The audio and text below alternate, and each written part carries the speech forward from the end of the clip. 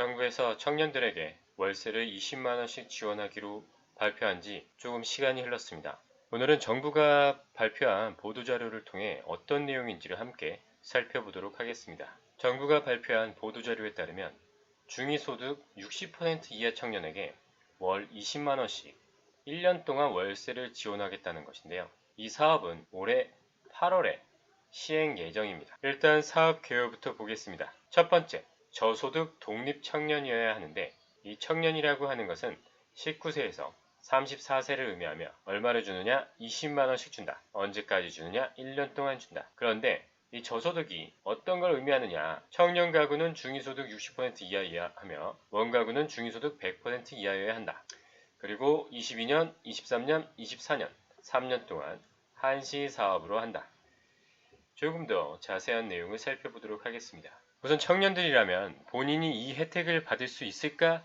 그게 가장 주목하는 부분일 텐데요. 일단 청년 지원 대상을 먼저 살펴보도록 하겠습니다. 첫 번째는 부모와 떨어져 별도로 거주해야 하고, 두 번째는 나이가 만 19세에서 34세여야 합니다. 그리고 또 무주택 청년이어야 하는데요. 그 이유는 당연한 거겠지만 주택이 있는 청년, 즉 자가가구까지 월세를 지원해 줄 필요는 없죠. 조금 아쉽다고 생각하실 분들은 34세를 넘어가는 분들일 건데, 우리나라에서 청년기본법은 청년을 34세까지로 규정하고 있고, 그 외에 기타 조례에서 39세까지 인정하는 자치단체가 있습니다.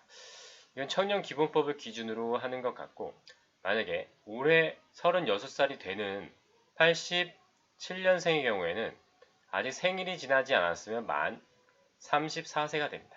즉 생일이 되면 만 35세가 되어, 여기 기준을 보면 만 34세가 되는 해의 1월 1일부터 12월 31일까지 라고 되어 있는데, 그 얘기는 35살인 청년이 그 해 생일을 맞이하면 만 34세가 됩니다. 즉 35살이 되는 그 해를 얘기하는 거라고 봐야 될 것 같습니다. 그렇다면 이 만 19세일 경우에는 만 18세도 신청이 가능하지만, 만 34세의 경우 36살이라고 하더라도 36살 생일이 오기 전까지는 만 34세인데 이때도 해줄지는 미지수입니다. 다만 문구상으로 보면 만 34세가 되는 해이기 때문에 이는 35살 해라고 봐야 할 것 같습니다. 그리고 청년이 거주하는 주택에 대한 조건입니다. 보증금이 5천만원 이하여야 하고 월세는 60만원 이하여야 합니다. 다만 월세가 60만원이 초과되더라도 일정한 경우는 지원이 가능하도록 되어 있습니다. 더욱더 중요한 건 바로 이 소득 재산 요건이라고 할 수 있습니다. 청년 본인은 기준 중위소득이 60% 이하여야 합니다. 이 기준이 얼마가 되느냐? 월 116만원입니다. 그런데 청년 가구뿐만이 아니라 원가구의 소득과 재산을 봅니다. 물론 이건 당연하다고 할 수 있습니다. 예를 들어서 금수저가 혼자 산다고 월세를 지원해 줄 수는 없겠죠. 그런 부분에서 원가구는 기준 중위소득이 100% 이하여야 합니다. 청년 가구보다는 기준이 조금 더 높습니다. 여기선 3인 가구 기준으로 419만원이라고 했는데, 만약 자식이 모두 독립한 가구라면 아마 보통 부모 2인 가구의 경우가 가장 많을 것입니다. 그런데 문제는 재산가액이 3억 8천만원 이하입니다. 여기서 말하는 재산가액은 일반 재산가액과 자동차 가액을 더한 뒤 부채를 빼게 되어 있는데요. 만약 수도권에 주택을 갖고 있을 때, 주택은 물론 아파트나 빌라 모두를 얘기하는데 3억 8천만 원을 넘지 않기란 조금 어렵지 않을까 하는 생각이 듭니다. 물론 이 사업의 목적이 저소득 청년을 지원하기 위한 것이기 때문에 어쩔 수 없다고는 생각이 듭니다. 평균적인 재산이나 소득을 가진 집안의 청년은 지원 대상이 될 수 없다고 볼 수 있습니다. 그런데 또 이런 생각이 들 수 있습니다. 만약에 청년 가구가 중위소득보다 더 낮으면 이미 주거급여를 통해 지원을 받고 있을 수도 있는데, 이런 사람들을 빼고 생각을 한 건지는 약간 의문이 듭니다. 그리고 청년 가구라고 하더라도 30살 이상 또는 혼인 등으로 부모와 생계를 달리하는 청년은 이 원가구를 보지 않습니다. 다만 이 조건을 볼 때 이게 다 각각의 사유가 됩니다. 즉 30세 이상이라는 사유가 하나가 있고, 만약에 30세 미만이라고 하더라도 따로 산다, 그런데 이렇게 소득을 번다, 이럴 경우에는 원가구 소득과 재산을 보지 않는다는 얘기입니다. 그런데 개인적으로 지금까지 살펴보면서 이 청년 월세 지원 사업은 확실히 이제 저소득을 대상으로 한다. 이 점을 많은 분들이 생각을 안 하고 계시는 것 같습니다. 마치 모두가 받을 수 있는 것처럼 그냥 청년이라고 했기 때문에 더욱더 그럴 수 있다고 생각은 되는데요. 일단 첫 번째로 주택이 보증금 5천만 원이어야 된다는 점이 약간 문제입니다. 물론 이 보증금을 5천만 원으로 정한 데에는 저소득이라는 것과 관계가 있을 것입니다. 저소득 청년이 보증금 5천만 원이 넘는 집을 구한다? 그게 쉽지 않습니다. 그렇기 때문에 이 부분은 이해를 해야 할 것 같은데, 중요한 건 청년 월세 지원 사업을 받을 수 있는 상황은 대학생이나 결국 본인이 소득 활동하고 있는 청년이 될 것 같습니다. 왜냐하면 첫 번째로 대학생의 경우에는 소득이 없습니다. 소득이 없고 대학을 위해 별도로 주거를 갖고 있는 경우가 많은데, 이 원가구의 재산이 3억 8천이라고 했던 것 같은데 이 부분이 조금 문제가 있습니다. 즉 자가일 경우에는 거의 해당이 되지 않는다고 봐야 하는데, 그런 경우하고 이제 소득 활동하는 청년, 이 부분은 아까 보셨다시피 일정한 경우 원래는 청년 가구와 원 가구를 보게 되어 있는데 일정한 경우에는 청년 가구만 봅니다. 그렇다면 청년 가구가 중위소득, 즉 60%에 해당을 하면 재산 가액이 1억 이하이면 지원을 받을 수가 있습니다. 평범한 청년이 재산이 1억을 가지고 있을 가능성은 낮죠. 그렇기 때문에 포인트는 소득인데 거의 아르바이트 수준이라고 할 수 있습니다. 즉 지금 생각해보니 이 두 가지를 모두 합치면 지원받을 수 있는 가능성이 더 높아지는데, 무슨 얘기냐, 대학생이 아르바이트를 해서 일정 소득 이상을 벌어들이면 청년 가구만 보기 때문에 100만원 정도의 아르바이트를 하게 되면 월세를 20만원 받을 가능성이 높아집니다. 이때에는 부모의 재산을 보지 않게 되죠. 그 부분이 바로 여기에 나와 있습니다. 즉 아예 생계를 달리하는 경우에는 부모 재산과 소득이 상관이 없게 됩니다. 그리고 아까 전에 소득이 1인 가구일 경우에 청년 가구 약 116만원이었는데 여기 있네요. 소득재산 검증 항목에 대해서 설명을 보면 소득공제 항목이 있습니다.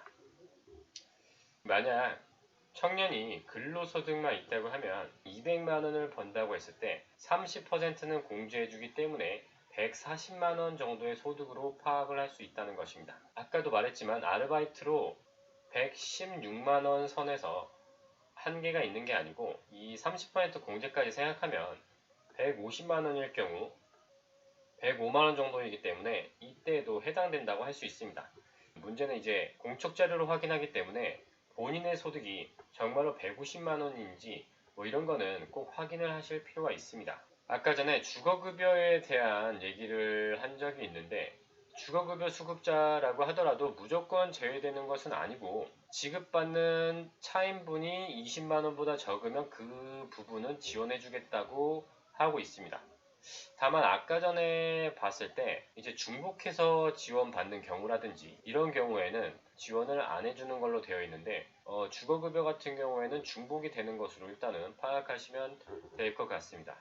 그리고 아까 설명을 드리긴 했는데 혹시라도 잘 이해가 되지 않는 분들을 위해 이렇게 설명을 또 해주고 있습니다. 만약에 이 세대분리, 즉 부모와 자식이 전입신고를 따로 합니다. 전입이 따로 되어 있다. 즉 주소가 따로 되어 있다고 해서 세대가 분리되었다는 것이 아니고 이렇게 따로 사는 자식이라 하더라도 소득이 있어야 됩니다. 그 소득 기준은 1인 가구 기준 월 97만원입니다. 즉 아르바이트를 통해 이 정도는 벌어야 한다는 얘기고, 이 금액은 당연히 세전 금액입니다. 그리고 이 사업을 주의 깊게 지켜보고 계신 분들은 5월 2일부터 지원 대상을 확인할 수 있도록 모의계산 서비스가 열린다고 하니 이를 참고하시면 좋을 것 같습니다. 그리고 이렇게 모의 계산을 통해 본인의 지원 여부를 확인한 다음에 신청은 하반기, 즉 2022년 8월 하순에 시작이 될 예정이고, 신청 방법은 그때 다시 공지가 되겠지만 홈페이지나 어플로도 신청이 가능할 수 있는 것으로 파악이 됩니다. 그리고 미리 확인하시면 좋을 것 같은 이 신청 서류 내용을 보자면 소득과 재산이야 공적 확인을 하기 때문에 상관은 없는데, 이 임대차 계약서에 월세 얼마라고 적혀 있어야 할 것이고, 그리고 이제 최근 3개월간 월세 지급 증빙 서류가 필요합니다. 즉 월세를 이체한 서류, 즉 이체증이나 뭐 통장사본에 어디로 이체된 그 내역을 말하는 거라고 할 수 있습니다. 또 이제 부모 가구까지 보는 경우에는 뭐 가족관계 증명서 등도 당연히 필요할 것으로 보이는데, 가족관계 증명서 같은 경우는 이제 행정정보 공동이용 그걸 동의를 하면은 크게 상관은 없을 것 같습니다.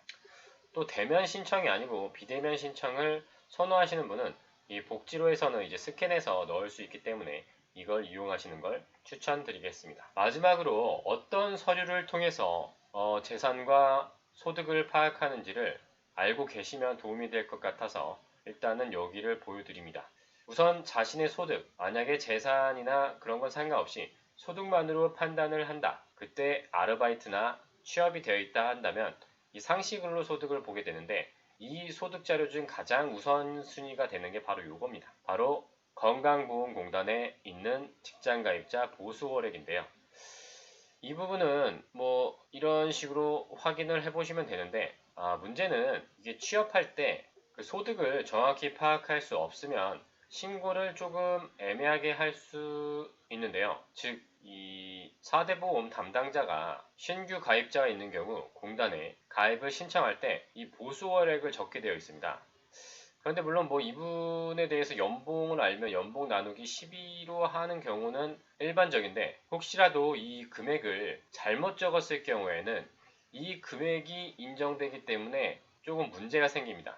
물론 이런 경우는 해당 신청을 할 때 얘기를 하면 다른 소득으로 아마 인정을 해 줄 것이라고 일단 생각을 합니다. 즉 쉽게 생각하자면 본인의 월급 명세서에 있는 금액이 당연히 소득이라고 생각할 수 있지만, 사실은 이 건강보험공단 직장가입자 보수월액이 소득 기준이 되기 때문에 내 보수월액이 얼마로 되어 있는지를 확인하시는 것이 필요하고, 또한 지금까지 계속 회사를 다니신 분이라고 한다면 이 건강보험이 자동으로 정산이 되고 있기 때문에 실제 1년 동안의 소득을 12개월로 나눠서 이 보수월액이 산정이 되고 있습니다. 뭐 가타부타 말할 거 없이 직접 들어가서 확인하시는 게 제일 빠르겠죠.